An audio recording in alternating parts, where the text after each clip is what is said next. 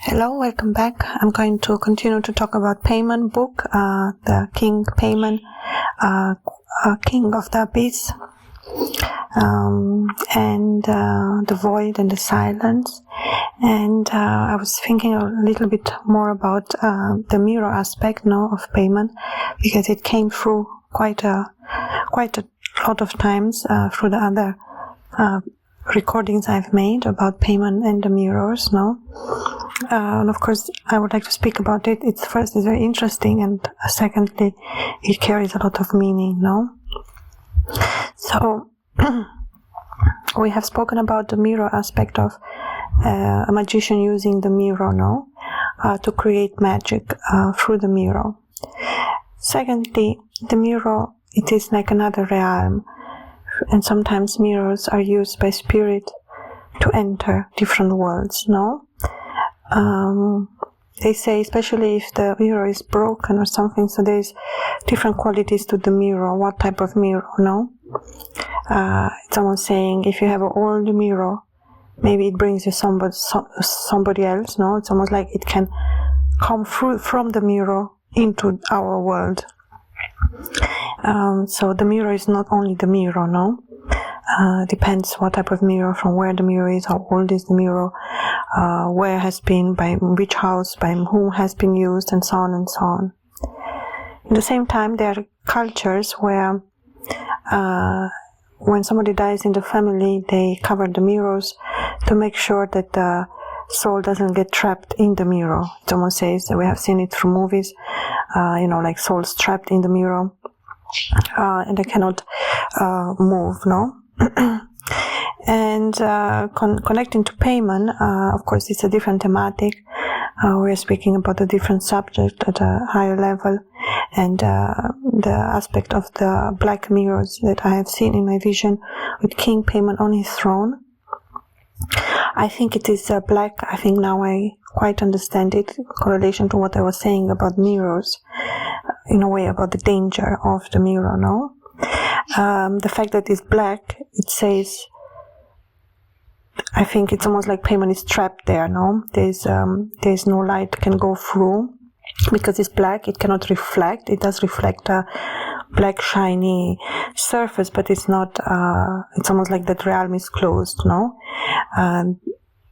Or is to say there is nothing hidden. By Paimon, everything is revealed.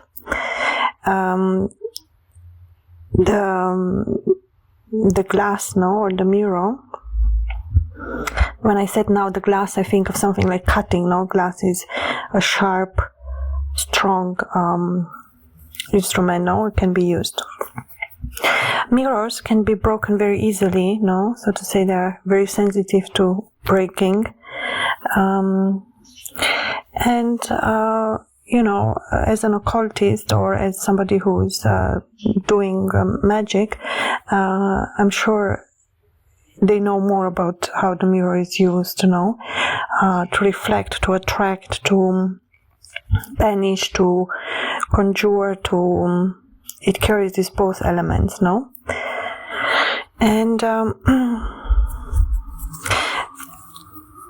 in the same time, no, the mirror carries magic through it, because it allows us to see ourselves, no? So it's that reflecting ability of the mirror. It's rare, no? There is not many things beside the mirror that can give us that. There are ways to have reflection of ourselves on metal or water surface or anything of shiny surface, but the quality, what the reality that the mirror is able to reflect, it's quite interesting, no? In the same time, is it that what it reflects? No, there is always this question of how close is the mirror to the real reality? No, how good it shows the way we look, or there is a part where it's missing something. It is not able to take our essence. No, it's just a reflection. It is not, it's almost to say for us to know, when we meet somebody, we have a visual image of that person, but we don't know what is behind the mirror. We don't know, we just see the reflection, but we don't know. We cannot know. So that's the magic of the mirror too, no? We don't know what's behind it. We don't know what, the mirror is showing us just the reflection, is not able to show us more, no? And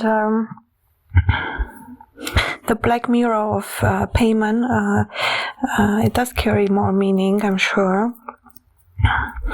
The black reflection, no? The black reflection, the blackness, a black mirror is not able to reflect, is not able to show the reflection. To say, the black mirror in his throne room is not able to show the reflection. No, there is almost like Paimon is protected by the black mirrors. And it is a realm that no one can enter in that way through the mirrors, no, because they are black.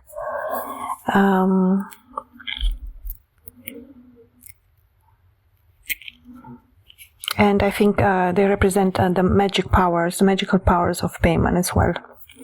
It's almost like, when you are master of something, you have the belt and then you have the black belt, no? The magicians can use the mirror, but only Paimon can use the black mirror. So there is of course, as I've said in the beginning of the recording, when we speak about Paimon, it's always a higher octave more, no? There's always a jump that we have to do with him as well to understand from where he's coming and what he carries and what is the differentiate aspect of Paimon towards others, others magicians or other knowledge that we might carry. There's always a deeper or higher meaning with Paimon, no? So we almost like we have to leave this plane, this reality. We have to jump forward or jump backwards, almost in time, to be able to capture the essence or to have a good glimpse, to go beyond the reflection of who Paimon is. I think that Paimon has the ability to look in the souls of humans, so he's able to know everything about them. Which is high power, no? Or he's able to look in the soul, no? And maybe through the mirror, no? He's able to reflect those parts of us that we don't even know. That's the aspect of the black mirror, the aspect that we hide, the aspect that we don't want, the whispers in the silence that we whisper to no one. That's when we talk to Paimon. That's when we communicate now with Paimon. He's able to listen, to hear those whispers, those prayers, those silent words that we say in our void, in our essence, no? That maybe we are scared to speak out loud, or maybe we enjoy, no? I think there's a element of enjoyment in the sadness, in the void, in the silence, where we communicate with ourselves, no? And the beautiful thing of Paimon is that he sees that those reflections almost like pieces of broken mirror, and he's able to see it as a whole image. He's very respectful when he does that. He's doing it to help us unshatter those elements and bring them together and understand our power, no? And having the knowledge of our abilities, our divine being, our beautiful qualities that we carry inside, and that the moment we clear that image with ourselves, the image that others are able to see, when others ask about us, what is hidden behind our mirror, there is a abundance and a beautiful heartfelt soul, knowledge-seeking, loving person. There is beauty too behind or beyond. Many things that we sometimes throw away as different, or for any other reason. So the reflection of the image of, if we think of a mirror, I said that it represents the soul, the reflection of our soul, the parts of our soul, that we don't know about, that we are asking to know maybe, or that we want to understand better, or we want to improve ourselves, or we want to know more, have more, be more, understand more, and almost like ourselves. I think every human spends a certain amount of time through their life, focusing on themselves, because we are the main mirror in our life. We spend the most time with ourselves, with our thoughts, with our inner thoughts, with our inner dialogue, and we communicate to the soul, to the mirror. We are talking it into the mirror. If you imagine sitting in front of a mirror and you are talking and even if you're not talking, it's almost like the soul can resonate with the mirror. There's a resonance, and the water element in the throne of Paimon, it's interesting as well. The water dripping, there was not a lot of water, it was more about the continuum of the water and the shape of the water,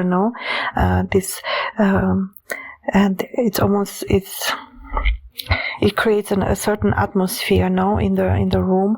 So there's this water dripping. I think it speaks about the depth, about the makes me think of the depth, the deep of the earth,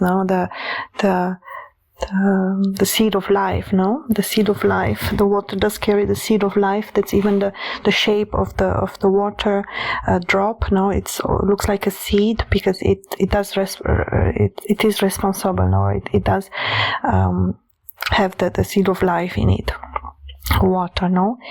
And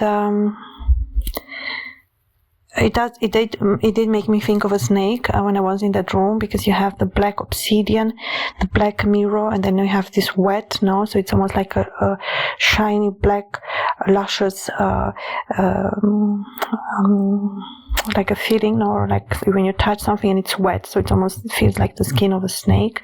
So the snake element, this wet, cold, slimy, shiny surface, of the snake skin. And of course we know that the snake, it's a very old primordial animal, and it does carry through the shedding of the skin the ability to transform, and it is a protection as well. It's almost like I see a huge python or black snake. There's I like the way the snakes move. It's very, very slow, very elegant. It's almost like they take time to move, and the fact that it moves slowly, it gives this feeling of a strong predator, like he's dangerous. The snake, it moves very slow, and it's almost like always looking for the next victim. In Paimon's case, with as I said, it was just the feeling. I didn't see a snake there. It was just a feeling because of the environment, or how I imagine it to feel if I was to touch it. Another interesting thing is that in the throne room there is no door. It's almost like Paimon is inviting. There is no door. Okay, so of course it has different meaning. One can think of different things why it doesn't have a door. In my feeling, it speaks about the idea. It represents Paimon, of course. That limitless. You cannot contain him. There is a freedom to him, and openness, for him to say, as I've said, his many words are "Don't walk away from me." So he's welcoming. He's the one who is welcoming. And in the book, it does. it does carry different elements, of course, in the book about the story itself. The book is not about it is different than what I'm speaking about now, because the book, it's the story, of course. It has many elements to it. It's a large book, and then we have the long poem that goes through it. Now we have the love story as well, and we have parts where Paimon is in his full power, in his full duty, as what he represents, and the way other people react to him, or stories from the past, or knowledge about Paimon, or old knowledge that he's sharing, that he's caring, that he's reliving or revealing now. And it's very beautiful experience to read it, and it's a work in itself. I always like to say that it is something that is it's almost like when you try to speak about the book, it is almost like an impossible task, because every book, it's a whole, and if I try to speak about the elements, I'm almost like you have a cake and I'm just taking a piece. The book is the entire cake, and it's not for everyone. It's not everyone likes the same cake. Maybe somebody can get crazy about the story of Paimon and love the book. Maybe somebody else will say, no, that's really not what I'm interested in.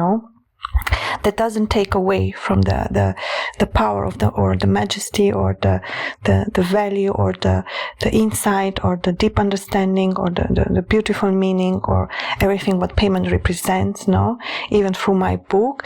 But it is a part of that world. It is knowledge. It is seeking of knowledge. I do include the elements of Paimon in the book. I try to. It's not just about the text. It's not just about the right words. It's just not about the perfect grammatical. When you write a book, you want to immerse yourself in that experience, and you want to have an intimate relationship with the book.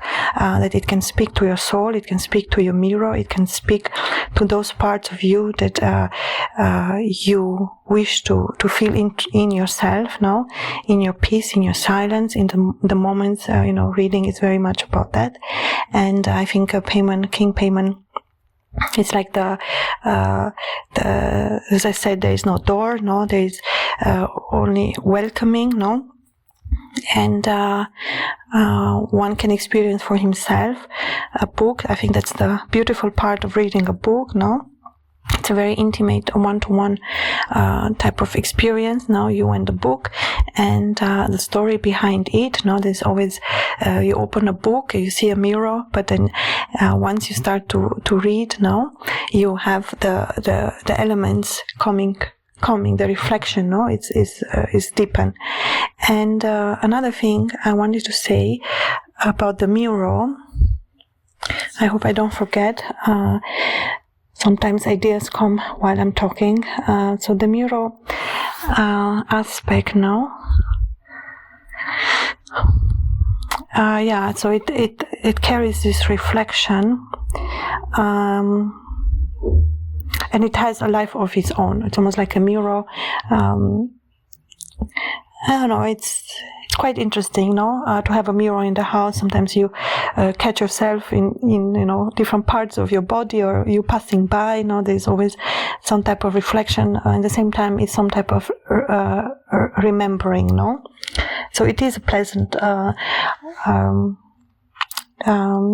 experience. To see yourself. And the mirror is able to reflect this reality of who we are. Thank you so much for listening. I'm going to continue to talk about King Paimon, Lord of the Silence, Lord of the Abyss, the Void and the Silence, the King of the Lord of the Abyss, Paimon, King Paimon, in this beautiful book that I have written. And hope to hear you soon. If you enjoyed or have any comment, of course I will be happy to read and respond to you. Any thematic or questions will be helpful as well. If you have questions about the book or about Paimon in general, I'll be happy to include them in my recordings. I'm going to give you those messages. I'm going to speak about them in the next recording as well. Thank you and have a great week. All the best to you. Bye.